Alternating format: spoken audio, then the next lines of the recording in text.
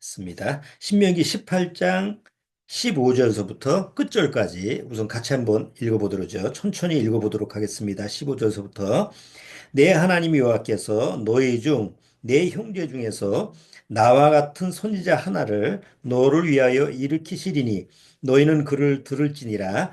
이것이 곧 내가 총회의 날에 호렙산에서 너희 하나님 여호와께 구한 것이라. 곧 내가 말하기를 나로 다시는 나의 하나님 여호와의 음성을 듣지 않게 하시고 다시는 이 큰 불을 보지 않게 하소서. 두렵건대 내가 죽을까 하나이다 하매 여호와께서 내게 이르시되 그들이 말이 옳도다. 내가 그들의 형제 중에서 너와 같은 선지자 하나를 그들을 위하여 일으키고 내 말을 그 입에 두리니 내가 그에게 명하는 것을 그가 무리에게 다 고하리라. 무릇 그가 내 이름으로 고하는 내 말을 듣지 아니하는 자는 내게 벌을 받을 것이요 내가 고하라고 명하지 아니한 말을 어떤 선지자가 만일 방자히 내 이름으로 고하든지 다른 신들의 이름으로 말하면 그 선지자는 죽임을 당하리라 하셨느니라. 내가 혹시 심중에 이르기를 그 말이 여호와의 이르신 말씀인지 우리가 어떻게 알리요 하리라. 만일 선지자가 있어서 여호와의 이름으로 말한 일에 증언도 없고 성취함도 없으면 이는 여호와의 말씀하신 것이 아니요 그 선자가 방자의 한 말이니 너는 그를 두려워 말지니라. 자, 우리 잠깐 기도드리고 오늘 말씀 교제 나누도록 할게요. 하나님 아버지 감사합니다. 정말 마지막 때 여러 가지 세상에서 이루어지는 그런 세상적인 현상들을 우리가 바라보면서 정말 하나님의 말씀으로 깨어 있어야 되는구나 라고 하는 생각을 안 할 수 없는 이런 시대가 되는 줄 압니다. 비록 앞일이 어떻게 진행될지 우리가 세세히 알 수는 없지만 분명한 것은 이미 하나님이 미리 성경에서 예언하고 기록하신 그 말씀대로 이 세상은 그대로 이루어지는 줄 압니다. 다만 하나님의 택하신 그 하나님의 사랑하는 자녀들을 위해서 이미 성경을 통해서 하나님이 경고하신 그 말씀들을 주의 깊게 우리가 마음에 새기고 있다고 한다면 주님이 오신다고 해도 당장 오늘이라도 오신다고 해도 당황하지 않고 주님의 부름에 응할 수 있는 줄 압니다. 우리 믿음의 식구들, 믿음의 가정들 마음속에서 정말 오늘이라도 주님이 오실 때 당황하지 않고 주님을 영접할 수 있는 그래서 주님과 함께 그 하나님이 약속하신 그 하늘로 가는 데에 아무 문제가 없도록 주님께서 말씀으로 인도하옵소서. 항상 말씀으로 깨어 있어서 그 말씀으로 준비하는 이런 믿음의 자세를 흐트러지지 않게 주님께서 도와주옵소서.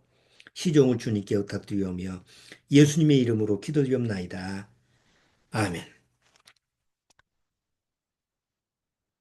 자, 오늘 신명기 18장 내용 중에서 15절 이하만 우리가 좀 살펴보도록 하겠습니다. 이 15절 이하는 여기 우리말 성경에는 선지자라고 하는 단어가 나오고 있는데 선지자라고 하는 단어보다는 대언자라고 하는 단어로 번역을 하는 것이 옳은 것 같아요. 선지자하고 대언자는 차이가 있습니다. 선지자라고 하는 것은 미리 앞일을 미리 아는 거죠.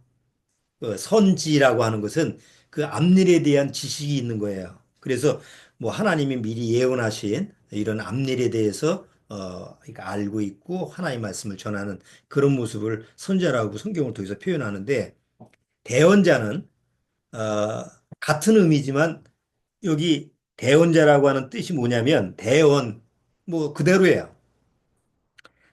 하나님의 말씀을 대신 전하는 거예요. 내가 하나님 말씀을 듣고 그 말씀 그대로 뭐 토시 그대로 그냥 그대로 전하는 그런 역할이 대언자예요. 그래서 이 설명을 여기서 잘하고 있어요. 여기 신명기 18장 18절 한번 보세요.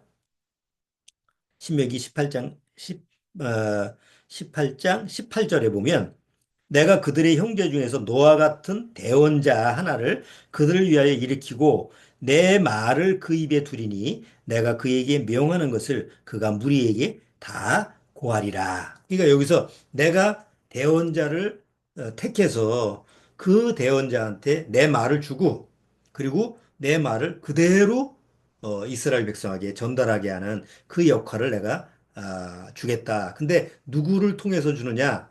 다른 이방인을 통해서 오는 게 아니고 꼭 유대인들, 이스라엘 민족 안에서 너희 유대인 형제 중에서 내가 나와 같은 대언자라고 하죠.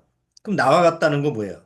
이 신명기를 기록한 어, 사람이 누구예요? 모세죠.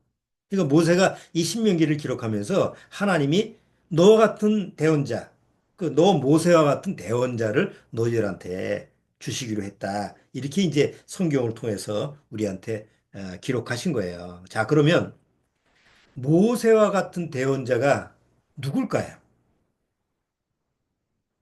구약 시대에 많은 선자가 있었죠. 여러분 뭐 아시다시피 사무엘서부터 쭉 여러 선자가 있었고 또 특히 이사야, 예레미야, 뭐 다니엘, 뭐 에스겔 다 예언서를 기록한 이런 선지자잖아요. 그런데 그 많은 그 뭐 호세야 미가 수많은 사람들이 이게 많은 사람들이 있었는데 여기 보면 나와 같은 모세와 같은 대언자라고 했으니까 과연 모세와 같은 대언자는 누굴까? 성경에 모세와 같은 대언자는 성경에 없어요. 구약 시대에.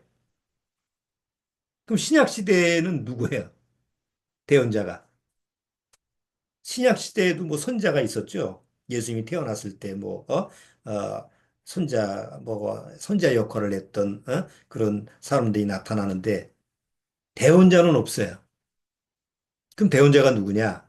바로 예수님을 얘기하는 거예요. 그러니까 나와 같은 대언자를 너한테 주겠다라고 하는 것은 모세와 같은 대언자를 하나님이 이스라엘 민족한테 세워주겠다라고 약속을 하신 거죠.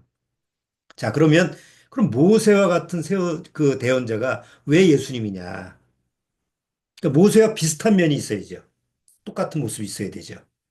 그래서 그런 모습을 보면 자, 여기 신명기 18장에 기록된 것을 사도행전 3장을 한번 보세요. 사도행전에서 인용을 해요. 신약의 사도행전.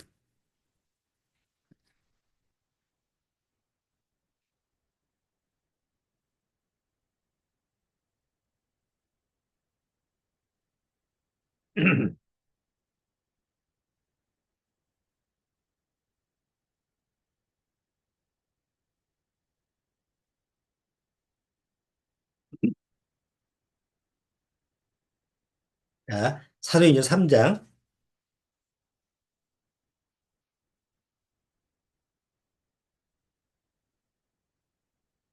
18절부터 읽어볼까요? 18절부터 제가 읽어볼게요.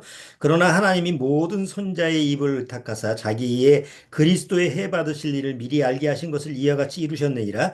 그러므로 너희가 회개하고 돌이켜 너희 죄 없이 함을 받으라. 이같이 하면 유쾌하게 되는 날이 주 앞으로부터 이를 것이요. 또 주께서 너희를 위하여 예정하신 그리스도 곧 예수를 보내시리니 하나님이 영원전부터 거룩한 선자의 입을 뜻탁하여 말씀하신 바 만유를 회복하실 때까지는 하늘이 마땅히 그를 받아들이라. 모세가 말하되 주 하나님이 너희를 위하여 너희 형제 가운데서 나 같은 선지자 하나를 세울 것이니 너희가 무엇이든지 그 모든 말씀을 들을 것이라. 누구든지 그 선자의 말을 듣지 아니하는 자는 백성 중에서 멸망받으리라 하였고. 자, 그러면 여기서 이 선자, 이 대언자라고 그랬어요. 이 선자라는 단어를 대언자는데 여기 앞에 사도행전에 자, 20절 보세요. 그 대언자가 누구냐?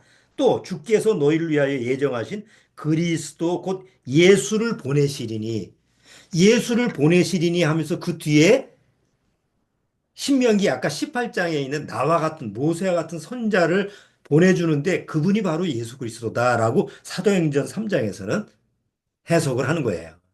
그러니까 나와 같은 선지자, 모세와 같은 대언자, 곧 누구냐? 바로 예수님이라는 얘기죠. 그래서 그 약속이, 그 예언이 성취가 되는 거예요.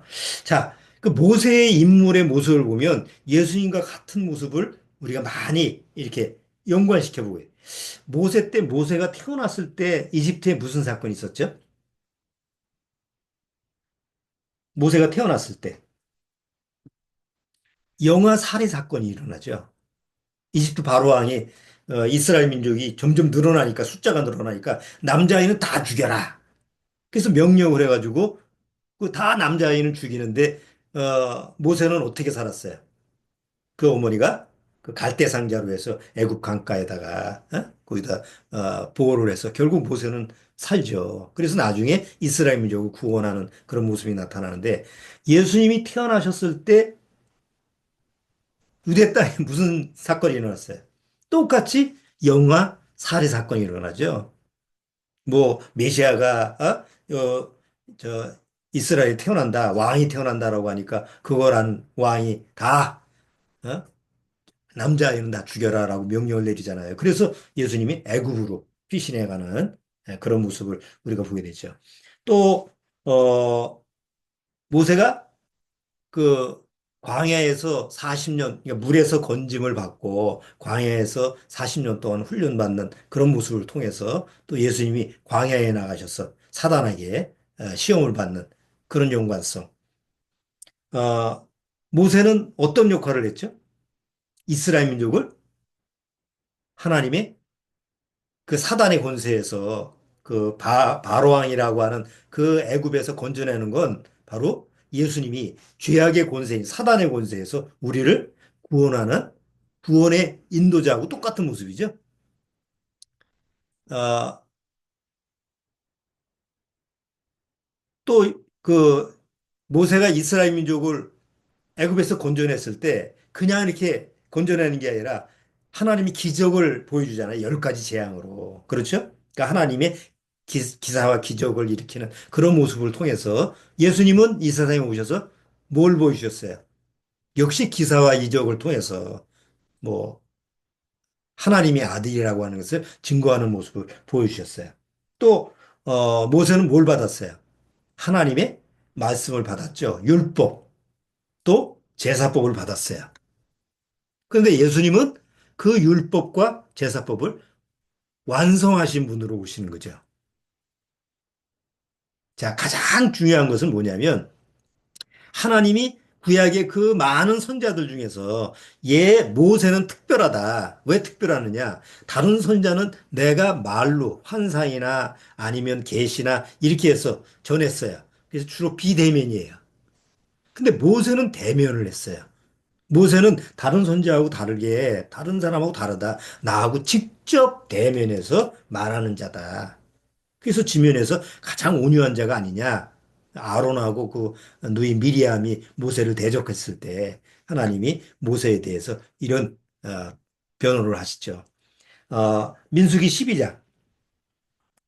민수기 12장. 민수기 할 때 한번 봤는데 민수기 12장 한번 보세요.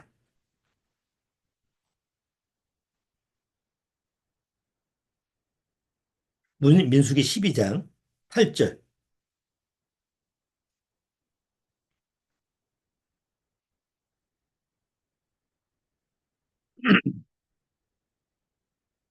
6절서부터 읽어볼게요. 민수기 12장 6절. 일시되 내 말을 들으라. 너희 중에 손자가 있으면 나 여호와가 이상으로 나를 그에게 알리기도 하고 꿈으로 그와 말하기도 하거니와 내 종 모세와는 그렇지 아니하니 그는 나의 온 집에 충성됨이라 그와는 내가 대면하여 명백히 말하고 은밀한 말로 아니하며 그는 또 여호와의 형상을 보겠거늘. 그러니까 모세라고 하는 인물은 하나님과 직접 대면해서 여러분 그 가시나무 풀꽃 사이에 거기서 그 대면에서 말씀을 듣는 그런 장면을 우리가 구약에서 보잖아요. 또 그 신의 산에 가서 하나님 앞에 말씀을 받을 때 그 율법과 그 제사법을 받을 때도 그 하나님과 대면하는 모습을 우리가 성경을 통해서 보게 되죠. 근데 그런 손자는 없죠. 그런 대언자는 없는 거예요. 그런데 예수님이 오셨을 때 예수님이 친히 뭐라고 하시냐면 나와 하나님은 하나니라 이렇게 얘기하니까 막 그 말을 들은 유대인들이 들고 일어나서 저 참남하다 막 하면서 죽이려고 했잖아요. 그러니까 모세와라는 인물하고 구약의 모세라는 인물하고 신약에 이제 예수님이 오셨을 때 예수님이라고 하는 그 모습하고는 딱 이렇게 그 모습이 겹치는 거예요. 그래서 나와 같은 대언자, 바로 예수 그리스도가 오시는데 하나님이 모세한테 하나님이 말씀하신 그대로 그것을 그대로 보여주시는 분이 예수님이다라고 하는 것을 우리가 성경을 통해서 오늘 신명기 18장 통해서 알 수가 있어요. 자, 이제 우리가 이제 중요하게 살펴봐야 되는 게 뭐냐면 오늘 구약의 창세기서부터 마지막 말라기까지 39권인데요. 그 39권에서 계속 창세기도 그렇고 레위기도 그렇고 뭐 창세기, 출애굽기, 레위기, 민수기, 신명기 다 뭐에 대한 얘기죠? 자, 창세기는 뭐에 대한 얘기예요? 하나님이 사람을 하나님의 형상으로 사람을 창조하셨는데 죄로 타락돼서 결국 하나님과 분리가 될 뻔했는데 하나님이 그 아담을 다시 회복시켜주는 그런 하나님의 역사가 일어나죠. 근데 창세기 전체적인 흐름에서 뭘 얘기하느냐? 바로 죄로 타락돼서 하나님과 이렇게 격리가 된, 분리가 된 그 죄인들을 어떻게 돌이키게 하시느냐라고 하는 그런 인간으로 하여금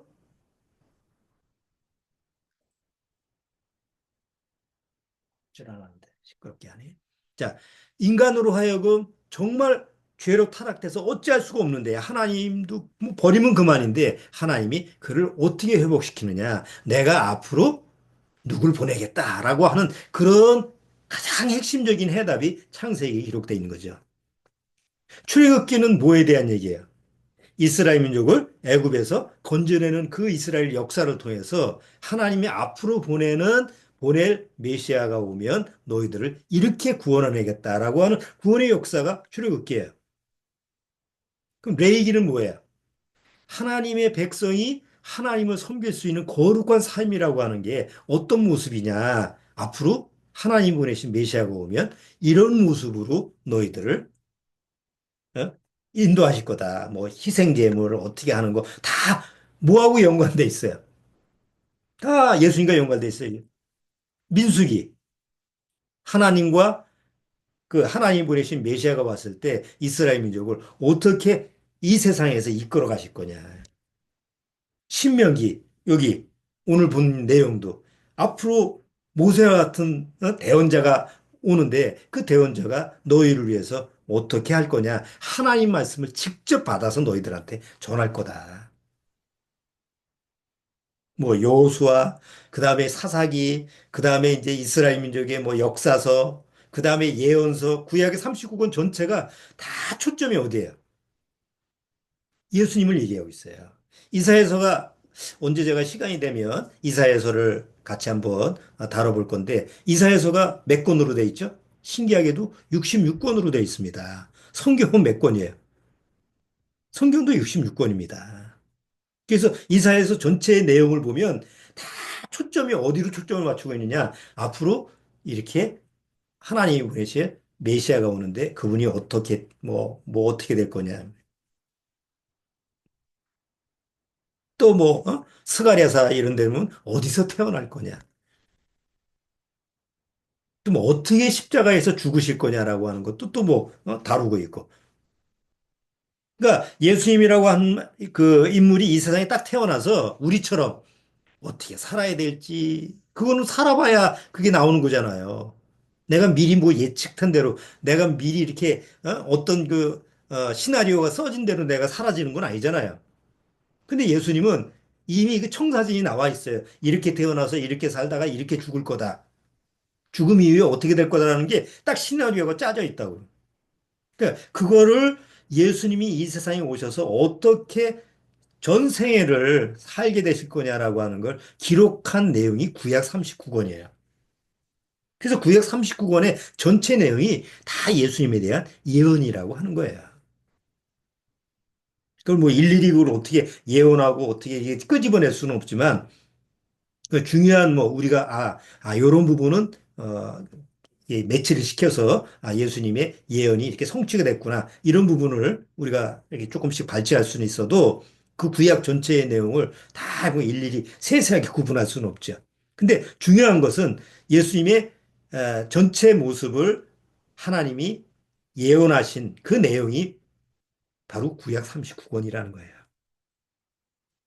신약은 신약 27권은 예수님이 어떻게 그것을 성취하셨느냐라는 것을 기록한 내용이에요. 자, 예수님에 대한 예언에 대해서 조금 한번 살펴볼까요? 자, 창세기는 한 1500년 전에 지금서부터 한 3500년 전이죠. 그때 이제 모세가 기록한 어, 성경이에요. 그때 창세기에 뭐라고 기록되어 있죠? 예수님에 대한 기록이 여자의 후손이 누구의 머리를 상한 사단의 머리를 상하게 할 거다. 머리를 상한다라고 하는 건 더 이상 능력이 없어지는 거잖아요. 그러면 예수님이 오시기 전까지는 사단이 어쨌든 자기 능력으로 막 그냥 모든 것을 장악하고 이렇게 하려고 그러는데 예수님이 오시고 나서 구원을 완성시킨 이후에는 더 이상 사단의 능력이라고 하는 것이 자기네들이 마음대로 할 수가 없는 거예요. 모든 아담의 모든 후손들을 자기 수하에 뒀는데 예수님이 오심으로 말미암아 뭐예요? 댐이 터지듯이 사단이 그냥 굳게 잠가놓은 그 엄청난 장벽 문이 이제 허물어지는 거예요. 그래서 거기서 갇혀 종로로 타던 그런 죄인들이 거기서 자유함을 얻을 수 있는 거예요. 그 중에 이제 우리 아니에요. 우리도 그 사단의 감옥에 갇혔다가 예수님의 능력으로 말미암아 우리가 거기서 자유를 얻은 거 아니에요? 창세기 한번 보세요. 창세기 3장.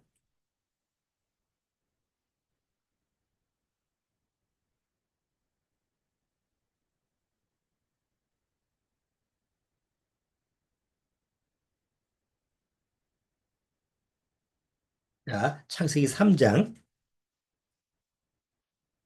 15절에 보면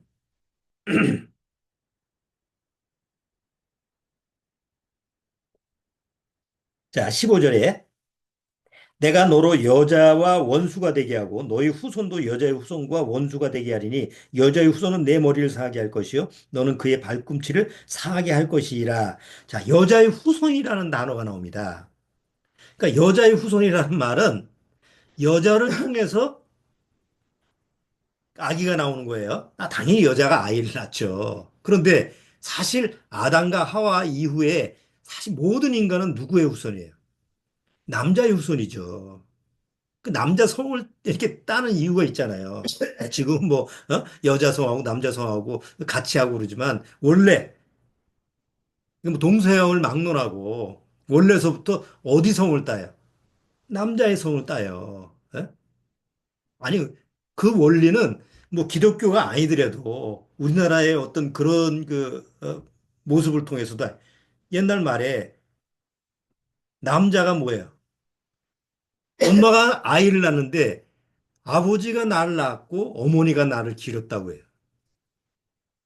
그러니까 이건 육체적인 어떤 그런 출생을 얘기하는 게 아니고 바로 사람이 태어나는 것은 남자로서 태어나게 되는 것을 원칙으로 하는 거예요. 근데 그게 하나님이 주신 원칙이에요. 자, 그런데 창세기에 보면 여자의 후손이 사단의 머리를 상하게 한다고 예언을 했어요. 그럼 여자의 후손이 뭘까? 근데 마태복음에 보면, 자, 마태복음 1장을 보세요. 신약의 마태복음.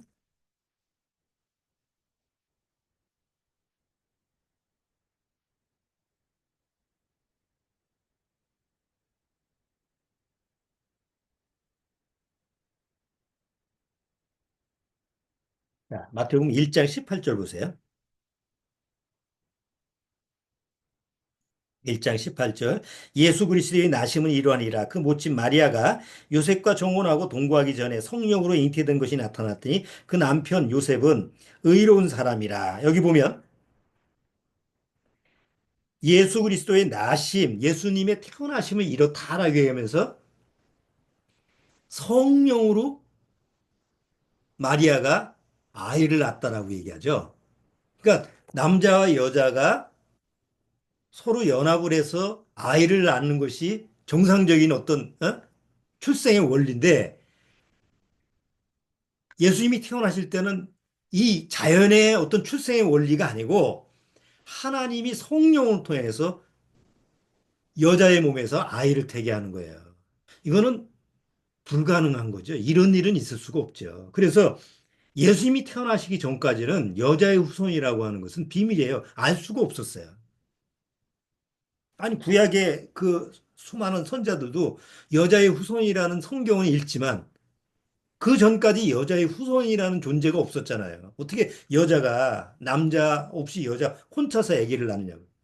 그런 일은 있을 수가 없었기 때문에 이 마태복음에서 예수님이 세상에 태어나시기 전까지는 이런 일은 있을 수가 없기 때문에 그 비밀은 풀어지지가 않는 거예요. 그냥 뭐 하나님 그렇게 말씀하셨다 정도로 아는 거지 그걸 소화할 수 있는 능력이 없는 거예요. 그냥 믿은 거죠. 예? 하나님 말씀을 그냥 믿는 거하고 실제로 그것이 성취된 걸 보고 믿는 거하고 좀 다르잖아요.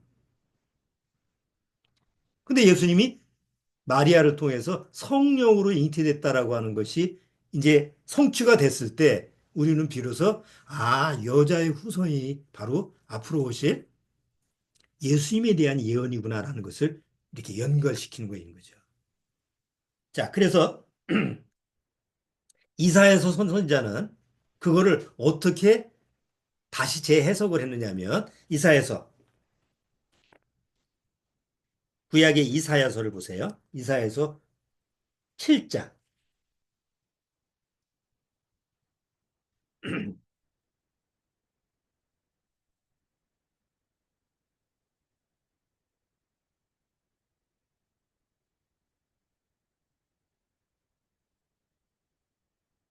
자, 이사야서 7장.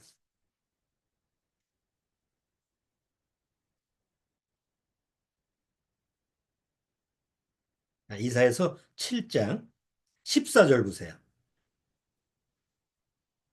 이사야서 7장 14절. 자, 같이 한번 읽어보겠습니다. 그러므로 주께서 친히 징조로 너에게 주실 것이라. 보라, 처녀가 잉태하여 아들을 낳을 것이요. 그 이름을 임마누엘이라 하리라. 이걸 기록한 이사야서는 이거를 어떻게 소화를 했을까요?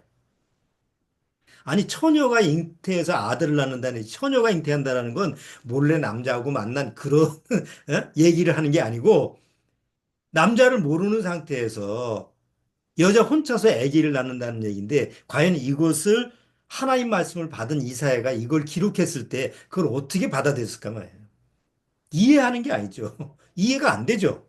여태까지 이런 존재는 없었으니까. 이건 예수님이 태어나기 전에 700년 전에 기록된 거예요.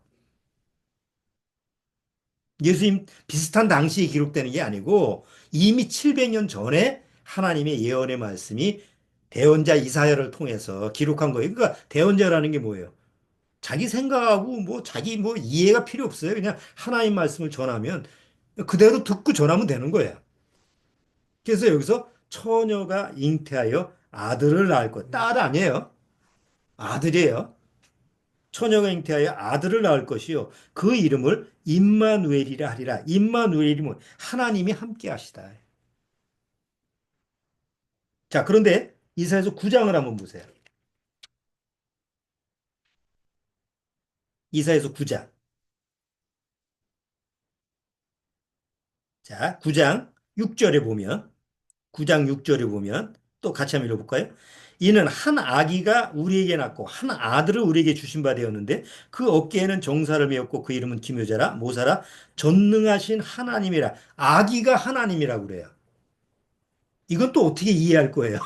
어? 우리한테 아기가 하나 있는데 그 아기가 전능하신 하나님이다. 아니 어떻게 아기가 하나님이냐고요. 그러니까 말이 안 되는 얘기예요. 이사에서는 이해가 안 되지. 그러지만 하나님 말씀이니까 받아쓰게 한 거예요. 그리고 그대로 백성들한테 전하고. 근데 700년 이후에 예수님이 오셨을 때, 예수님이 처녀로 잉태해서 아들이 나왔는데 그 아들이 하나님 자신이고 이스라엘의 왕으로 오셨고 이런 것이 이제 그대로 적용이 되는 거죠. 그 당시 예수님이 태어났을 당시에 동방에 있는 그 박사들이 하나님의 그 계시를 듣고 자, 이스라엘의 왕이 태어나신다라고 하는 걸 찾아오죠. 그 당시에 이스라엘을 통치하는 왕이 누구예요? 헤로도 아니었습니다. 아니, 왕이 있었어요. 왕이 있었는데 동방에 있는 박사들이 찾아와가지고 아니 이스라엘에 왕이 태어난다고 해서 왔는데요. 그러면 얼마나 놀랬겠어요. 자기가 지금 왕하고 있는데 그래서 아니 그러면 어디서 태어난답니까? 그 물어볼 거예요. 당연히 왕이 태어난 장소가 있어야 되니까. 그때 동방 박사들이 뭐라 그래요? 왕이 태어나는 것이 그 성경에 이미 기록되어 있지 않습니까?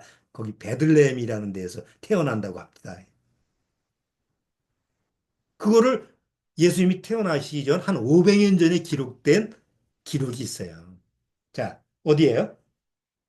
미가서. 미가서 한번 보세요. 구약에.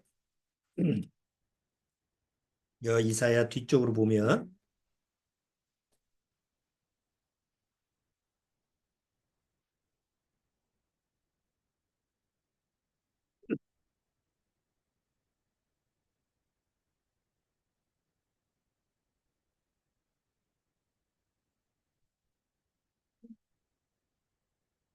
자, 미가서 5장 1291페이지.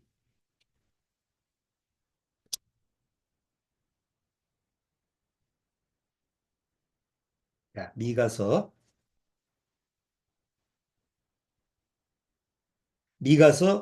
5장을 보세요.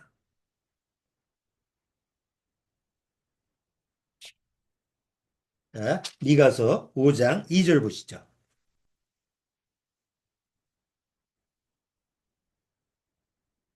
자, 미가서 5장 2절. 여기 뭐라고 돼 있나요?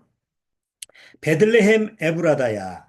너는 유다 족속 중에 작을지라도 이스라엘을 다스릴 자가 내게서 내게로 나올 것이라. 그의 근본은 상고의 태초이니라.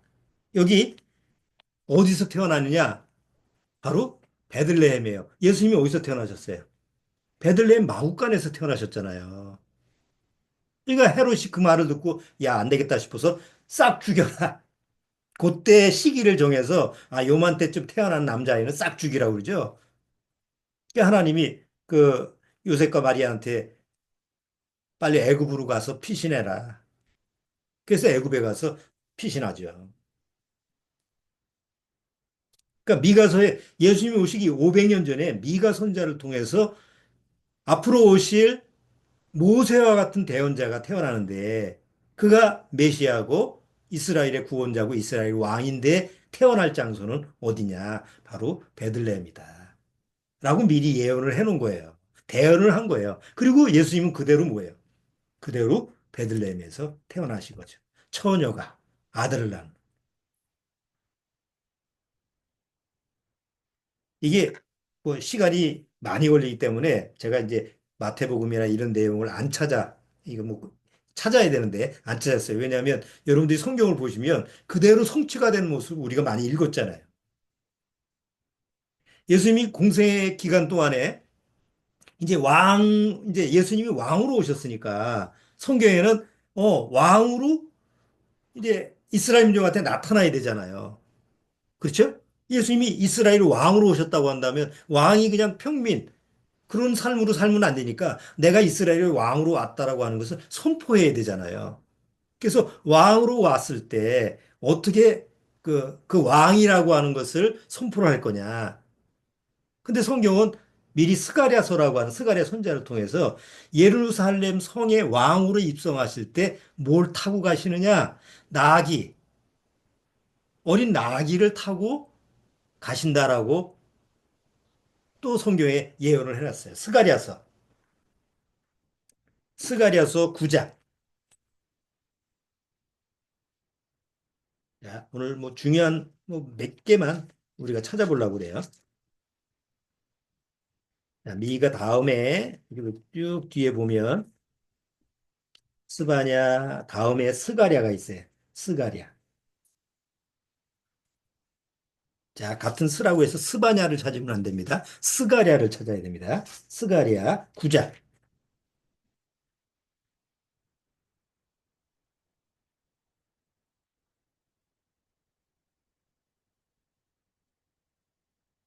자, 스가랴 9장, 9장 9절. 다 찾으셨습니까? 스가랴 9장 9절 같이 읽어보죠. 시온에 따라 크게 기뻐할지어다 예루살렘에 따라 즐거이 부를지어다 보라 내 왕이 내게 임하나니 그는 공의로우며 구원을 베풀며 겸손하여서 나귀를 타는데 나귀의 작은 것 곧 뭐예요? 다 큰 나귀가 아니고 나귀 새끼를 타고 간다고 이미 500년 전에 선자를 통해서 예언을 한 거예요. 아마 그 장면만 한번 찾아보죠. 나귀 타고 들어가시는 모습을 마태복음 21장 마태복음 21장을 보세요.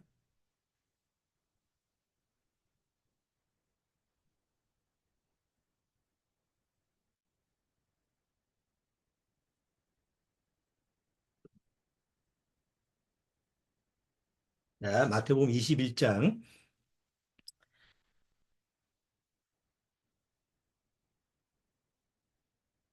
자, 마태복음 21장 제가 읽어볼게요. 1절서부터 저희가 예루살렘에 가까이 와서 감난산 bet박에 이르렀을 때 예수께서 두 제자를 보내시며 이르시되 너희 맞은편 마을로 가라. 곧 매인 나귀와 나귀 새끼가 함께 있는 것을 보리니 풀어 내게로 끌어오너라. 만일 누가 무슨 말을 하거든 주가 쓰시겠다 하라. 그리하면 즉시 보내리라 하시니 이는 선지자로 하신 말씀을 이루려 하심이라. 일렀을 때 시온 딸에게 이르기를 내 왕이 내게 임하나니 그는 겸손하여 나귀 곧 멍에 매는 짐승의 새끼를 탓도다 하라 하셨느니라. 스가랴서를 인용하는 거예요. 스가랴에 지금 예수님이 오시기 전에 한 500년 전에 스가랴 선지자를 통해서 미리 얘기하지 않느냐. 왕이 왔을 때 나귀가 아니고 나귀 새끼를 타고 들어간다고. 자, 그대로 들어갔나 보세요. 6절. 제자들이 가서 예수의 명하신 대로 하여 나귀와 나귀 새끼를 끌고 와서 자기들의 겉옷을 그 위에 얹으며 예수께서 그 위에 타시니 무리의 대부분은 그 겉옷을 길에 펴고 다른 이는 나뭇가지를 베어 길에 펴고 앞에서 가고 뒤에서 따르는 무리가 소리질러 가로되 호산나 다윗의 자손이여 찬송하리로다 주의 이름으로 오시는 이여 가장 높은 곳에서 호산나 하더라. 예수님을 왕으로 이렇게 밑 왕이 지나가면 바닥에다 뭐 깔잖아요. 꽃 깔고 막 이런 것처럼. 이 당시는 뭐 꽃 입은 게 아니고 옷을 깔고 아주 좀 어린 아기 새끼니까 얼마나 뒤뚱거려요. 말도 아니고. 그 모습은 참 우스꽝스러운 모습인데 이미 500년 전에 예언한 하나님의 약속대로 예수님은 나귀를 타고 하시는 거예요. 왜? 겸손하셔서 라고 하는 말이 나오죠. 세상에 그런 왕이 어디 있어요? 타라고 그래도 안 타지. 야, 내가 나이 새끼 타고 가려면 내 차라리 왕 과만 그만두지. 그런 망신살이 어디 있겠어요? 예수님이 이제 이 스가랴를 봤으니까 똑같이 한번 스가랴를 거기 인용을 한번 볼게요. 스가랴 11장을 한번 보세요. 아까 스가랴서 봤던 거 조금 더 볼게요. 자, 스가랴 11장.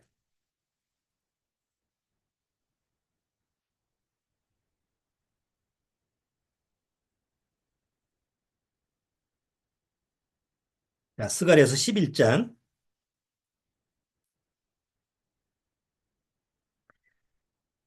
11장 12절부터 제가 읽어볼게요.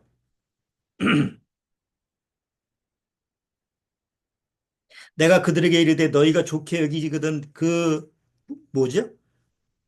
준가를 내게 주고 그렇지 아니하거든 말라 그들이 은 30을 달아서 내 준가를 삼은지라 여호와께서 내게 이르시되 그들이 나를 헤아린 바 그 준가를 토기장에게 던지라 하시기로 내가 곧 그 은 30을 여호와의 전에서 토기장에게 던지고 여기 은 30이 나오죠?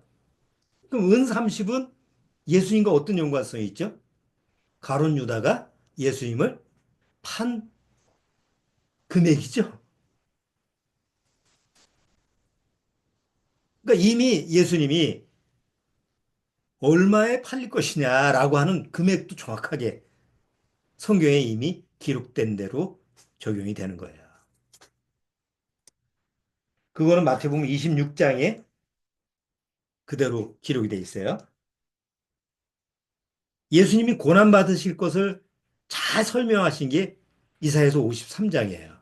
우리가 뭐 이사야서 53장은 너무 뭐 옛날에 수련회, 수양회 때마다 이사야서 53장을 많이 다루잖아요. 이사야서 53장 잠깐 보시죠.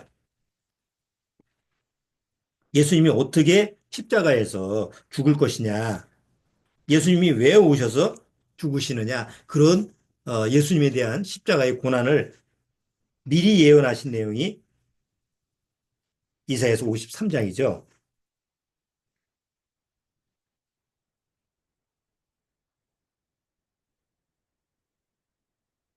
자, 이사야서 53장. 제가 빨리 한번 읽어볼게요. 1절부터 제가 읽어볼게요. 우리의 전한 것을 누가 믿었느냐? 여호와의 팔이 누기 나타나느냐? 그는 주 앞에서 자라나기를 연한 순 같고 마른 땅에서 나온 줄기 같아서 고운 모양도 없고 풍채도 없은즉 우리의 보기에 흠모할 만한 아름다운 것이 없도다. 예수님이 이 세상에 오셨을 때 세상에 누가 보기에도 왕 같은 모습을 보이지 않는 거예요. 하나님의 아들과 같은 그런 모습으로 오신 분이 아니죠. 아주 흠모할 만한 게 없어요.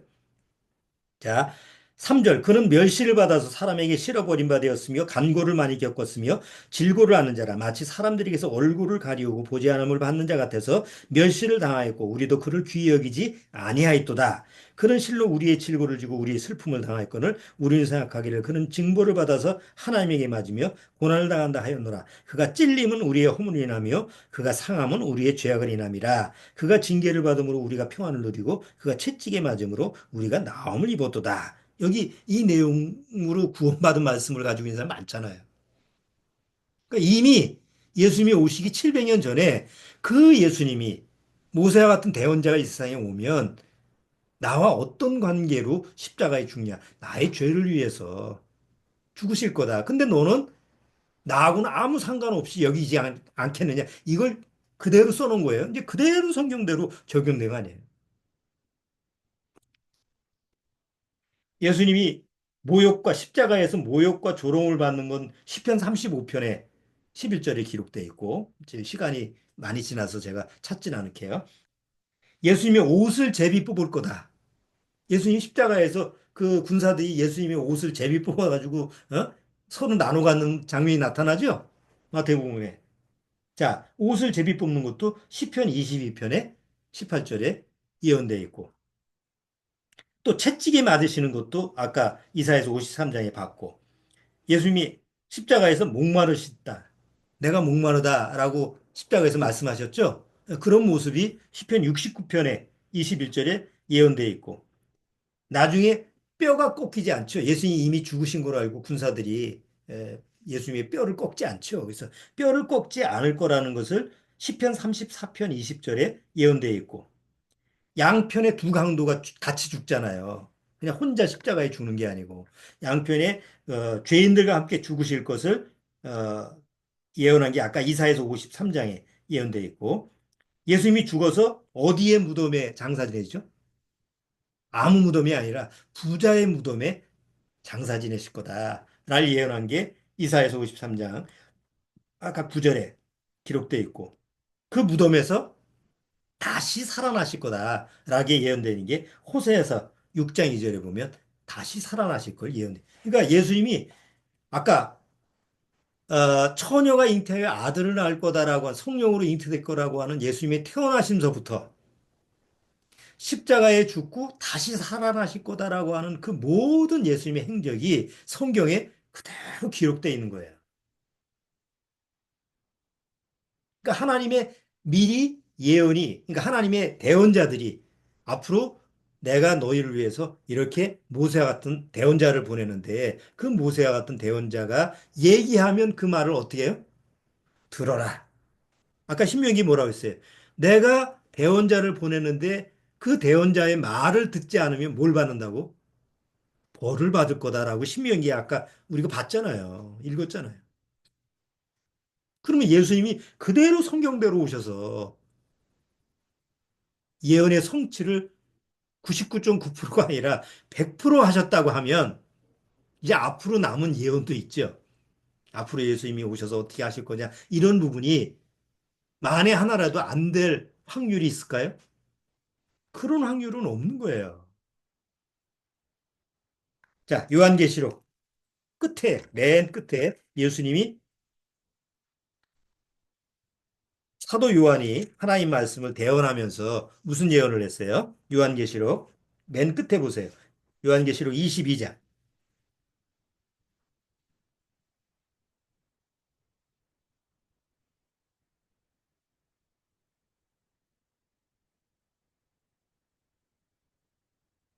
자,